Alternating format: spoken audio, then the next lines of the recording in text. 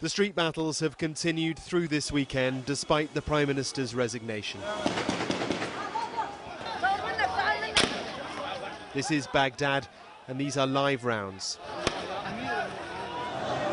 The state-sanctioned violence against unarmed protesters is again extraordinary, as it has been most days over the past month. These are young men, born after the tyranny of the Saddam era, now facing government security forces who are using tactics reminiscent of that time.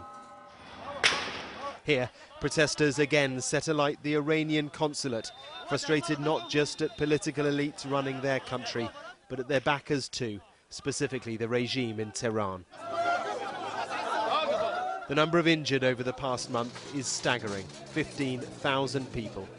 More than 400 are now known to have died, all of them simply calling for their government to go, for the electricity to work, for a job, for decent healthcare, basic stuff that their leaders were unable to provide. In Nasiriyah, the same, the snatched images filmed by brave local cameramen.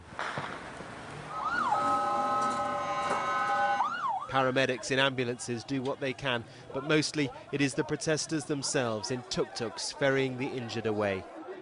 And a world away, the words of the Prime Minister and the optics too seem to prove just how out of touch the politicians are.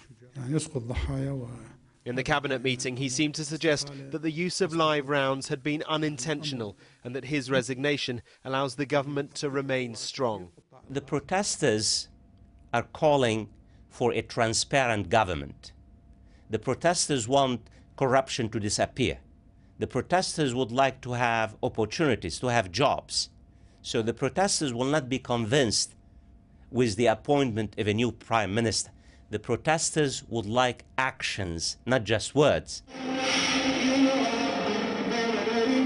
Not far from the government offices, they were marching, this time without any clashes, to honour those who have died, remembered with candles and with their belongings, clothes, shoes that they died in, and the helmets which couldn't protect against live rounds. First, we want a country. Second, we want all of them out. No one should stay. They are all thieves. The president now has 2 weeks to nominate someone to form a new government. But will they listen to the protesters' demands? If they don't, well, this could become even worse. Mark Stone, Sky News.